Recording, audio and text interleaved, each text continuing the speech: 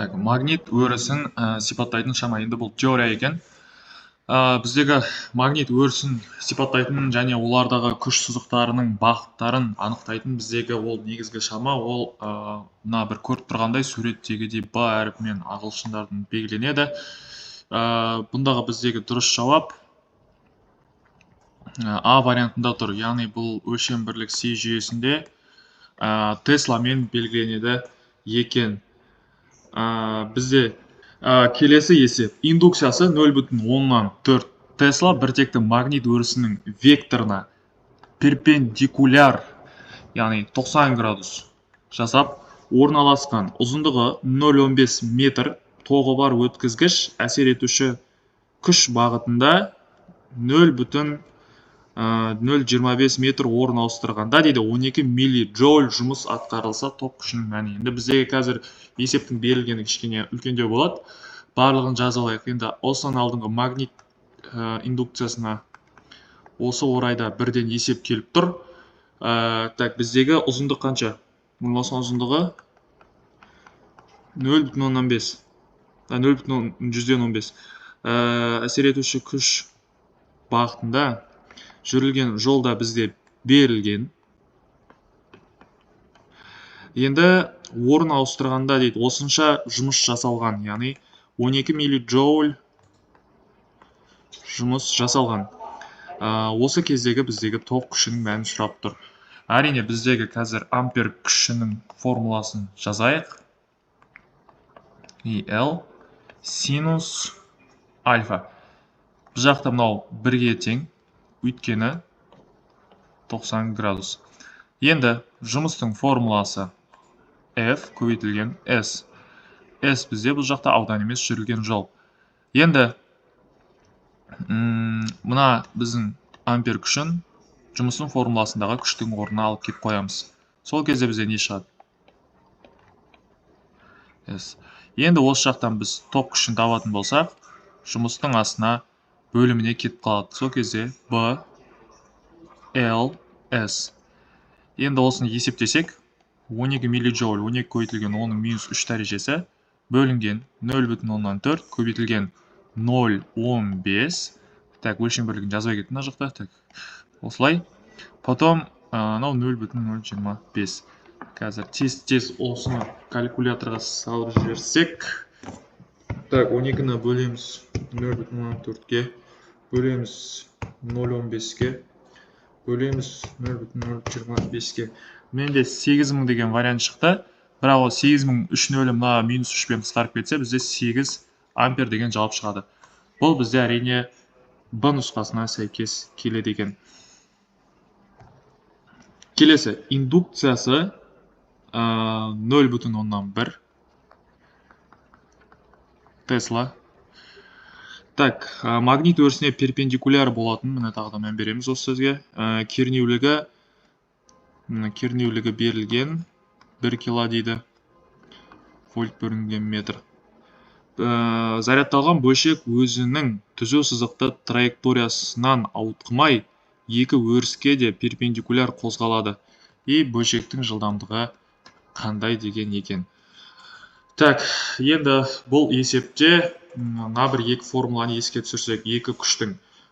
Бірінші магнит өрісіндегі Лоренц күші, өйткені бізде магниттің индукциясы берілген, сәйкесінше жылдамдық тап деген.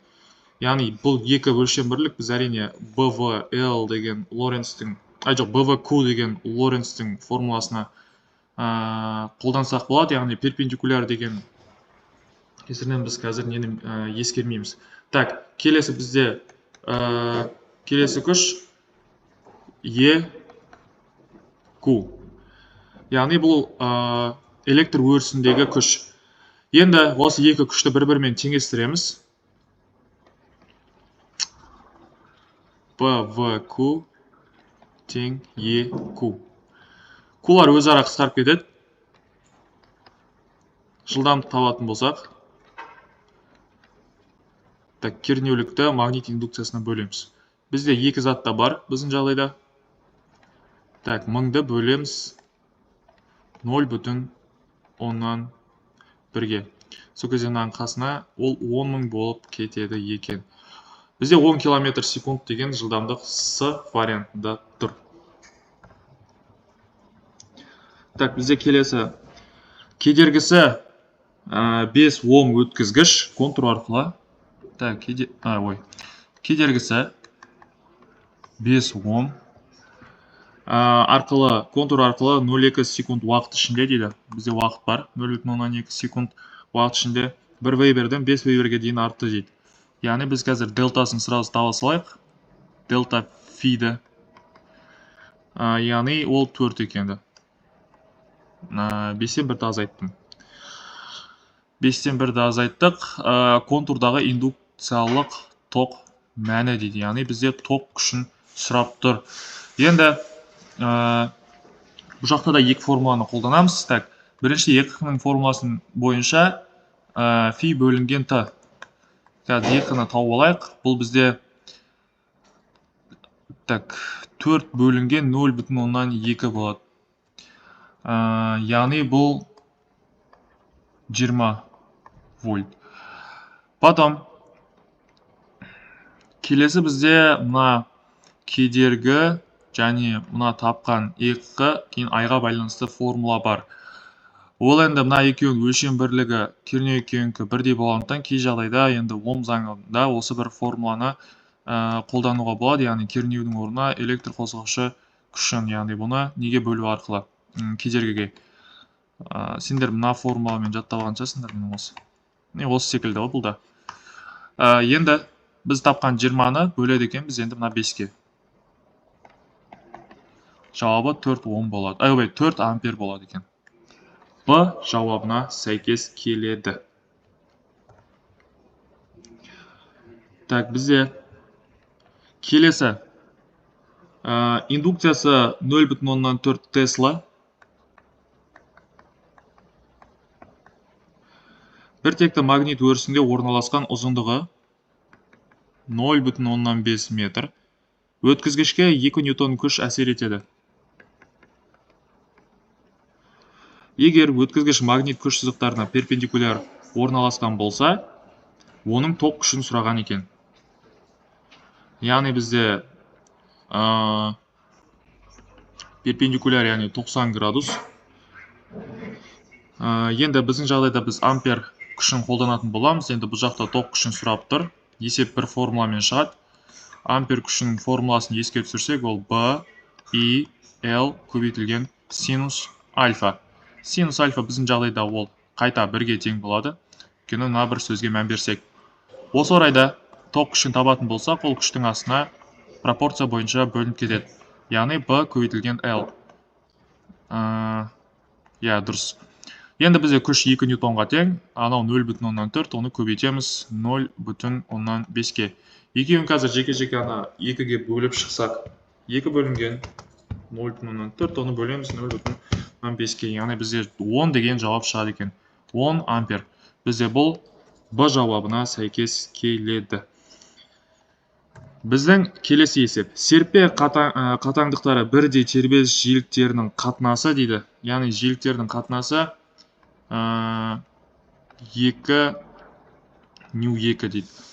Екі серпелі маятниктің массаларының қатынасы. Яғни массаларының қатынасы. Жауаптарға қарасақ, М1 мен М2-нің бөлінісін өзара сұрап тұр екен. Енді біз периодтың мына бір формуласын білесіңдер. 2π бөлінген МК массаға байланысты. Енді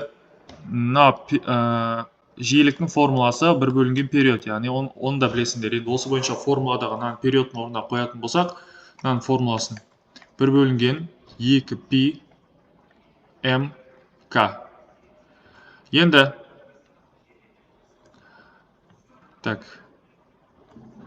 мынау төбеге қарай, түбір астында бар. Төбеге қарай жіберсек, формула былай өзгереді.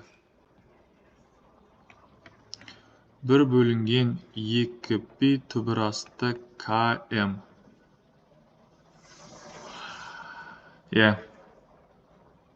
Мына екеуін жайын алмастырамыз. Сол кезде бұл төбеге қарай өтіп кетеді. қасына km болып осылай жазылады. Енді мына бізде соңғы формула белгілі. Келесі кезекте енді осыны массалармен түрлендірсек. Так, бізде мына дүниеден қазір қатынастың мәнін шығарып алайық. Қазір мысалы мынаның қасындағы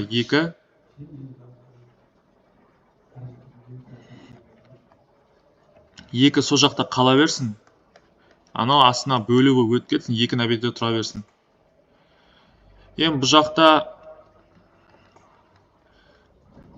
мына екеуінің бөлінісі 2-ке тең екенін білдік. Яғни нью-бірді ашатын болсақ, ол 1 бөлінген 2 пи түбір асты k m1. Оны бөлеміз, яғни бөлеміз. Екіншісіне 1 бөлінген 2 пи түбір асты k m2. Бірдей мәндер өзара қысқарып кетеді. Так, мынау қысқарады, мыналар қысқарып кетеді.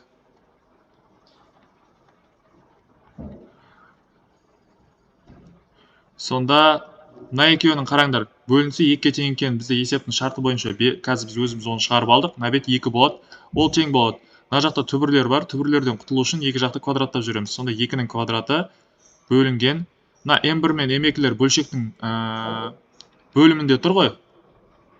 Сол үшін олар қазір мыналар қысқарған кезде екеулер бір-бірімен жай алмасады. Сонда m2 бөлінген m1 болып кетеді. Яғни біз түбірден осылай құтылдық. Сол кезде мынау 4 болады, m2 бөлінген m1. Енді біз қазір 4 деген вариантты белгілеуге асықпаймыз, өйткені мыналардың индекстеріне мән беріңдер. Бізде алымында 1 тұру керек, астында 2 тұру керек. Сол үшін m1 бөлінген m2-ның қатынасын сұрап тұр. Бұл бізде 1 бөлінген 4. 4-дің үстіне 1 шығып кетеді. Сонда бізде A варианты дұрыс болады екен. Так, бізде просто период сұрап тұр. Келіп берілген. Мына бір оңай есеп түсіп, мына жақта. Бұның повторын көрмейтін шығарсыңдар деген ойдамын. Болды. Бұл жауабына сәйкес келеді. Енді қарапайым бір формуламен шығады периодтың. Мынау. Осы формуласы. Егер адам 1 минутта, бұл да сондай бір оңай есеп. Так. Берілген ашып алайық. Егер адам 1 минутта кірпігін 50 рет қақса, кірпіктің жиілігі мен периодын сұрап тұр. Уақыт бізде 60 секунд. Қозғалыс саны бізде 50. Период ол бізде 1 бөлінген жиілік. Ал жиілік ол бізде қозғалыс санын уақытқа бөлгенге тең. Яғни 50-ді 60-ға бөлсек 0,833 деп кете береді екен. Енді мына бізде жиілік табылды. Период тапсақ. Енді осыны біз бірге бөле салады екенбіз. Так, қазір бірді бөлеміз. 0,833 кете береді. Енді бізде жобамен 1,2 деген жауап шығады екен. Сонда бізде дұрыс жауап С-ға кеп тұрған секілді. Я, С варианты болады екен.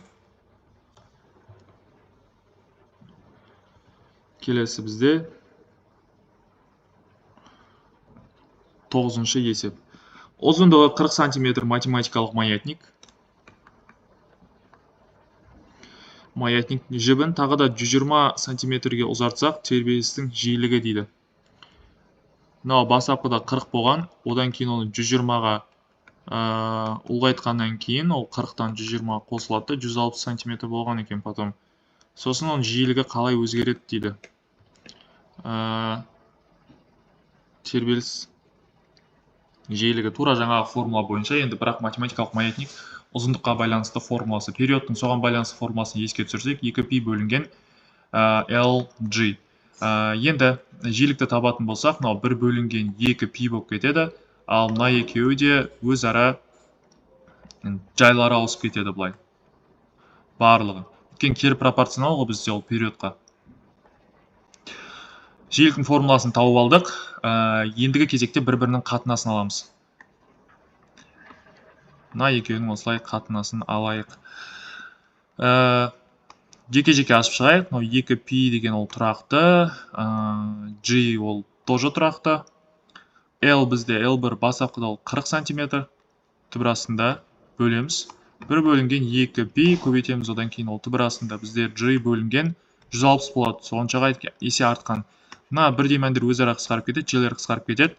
Түбірден құтылу үшін мына екі жақты жоқ, бізге керек емес екен ол дүние. Қазір бір-бірімен жай алмасса 160 бөлінген 40 түбір астында болады.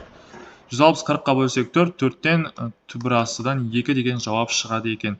Енді 2 деген жауап шығады. Так, мына екеуінің қатынасы бізде, значит, 2. С жауабы 2 есе артады. Келесі бізде соңғы теория, бізде тербелістің амплитудасы деген.